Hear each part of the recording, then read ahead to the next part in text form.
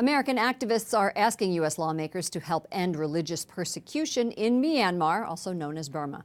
Some 600,000 Rohingya Muslims have escaped, saying they are victims of genocide. Capitol Hill correspondent Jason Calvi joins us with more. Good evening, Jason. Good evening, Lauren. Today I spoke to family of the victims. They tell stories of rape, destruction, and death. Several thousand Rohingya Muslims live here in the United States. They're urging the U.S. to impose full sanctions against Burma and to protect their people.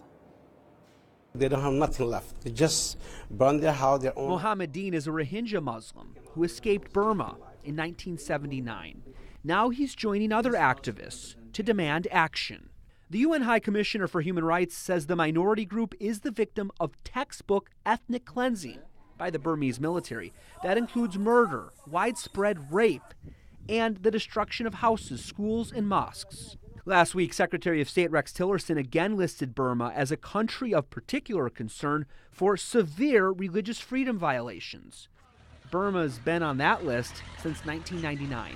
The country is nearly 90% Buddhist and only 6% Christian and 4% Muslim. The United States Commission on International Religious Freedom says the primacy of Buddhism at the expense of religious and ethnic minorities, particularly Rohingya Muslims, continues. But they're not the only ones. The bipartisan government watchdog also says Christians have suffered violent attacks on places of worship and an ongoing campaign of coerced conversion to Buddhism. If Rohingya can be subject to final solution, that they are out of their land, they may try the same method on Kachin people or Shan people and Chin people who are Christian, and some of them are Buddhist as well.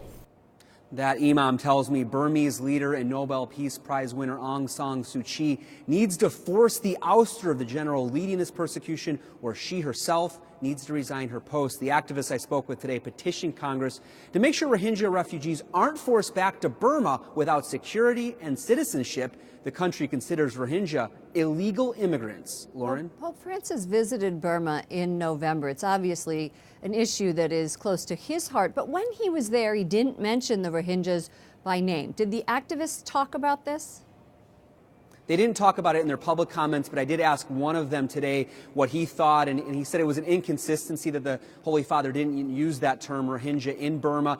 I know local Catholic leaders in the country worried that Catholics in the country would face reprisals if he did use Rohingya there, but the Holy Father did use the term in an emotional meeting with Rohingya refugees in neighboring Bangladesh.